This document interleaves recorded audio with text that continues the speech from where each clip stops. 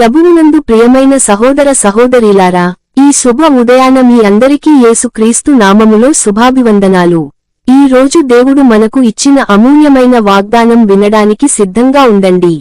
కీర్తనలు 34:8. యెహోవా ఉత్తముడని రుచి చూచి తెలిసికొనుడి, ఆయనను ఆశ్రయించు నరుడు ధన్యుడు. దేవుని గురించి వినడం వేరు, దేవుని అనుభవించడం వేరు. దావీదు చెబుతున్నాడు, యెహోవా ఉత్తముడని రుచి చూచి తెలిసికొనుడి. అంటే వినిపించుకున్న దేవుడు కాదు, అనుభవించిన దేవుడు. ప్రార్థనలో, కష్టాల్లో, ఆశతో ఆయనను ఆశ్రయించినప్పుడు దేవుని మంచితనాన్ని మనమే తెలుసుకుంటాం.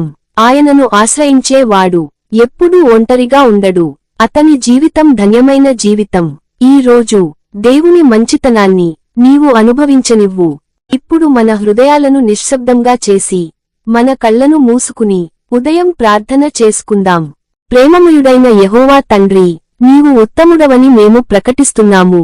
ప్రభువా, మా జీవితాల్లో నీ మంచితనాన్ని అనుభవించగల హృదయాన్ని మాకు అనుగ్రహించుము.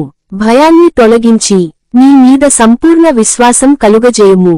కష్టకాలములో నిన్ను ఆశ్రయించేటట్లు, ఆనందకాలములో నీకు కృతజ్ఞత చెప్పేటట్లు మాకు సహాయపడుము.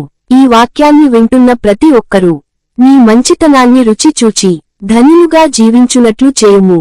యేసుక్రీస్తు నామంలో ప్రార్థించుచున్నాము. ఆమేన్.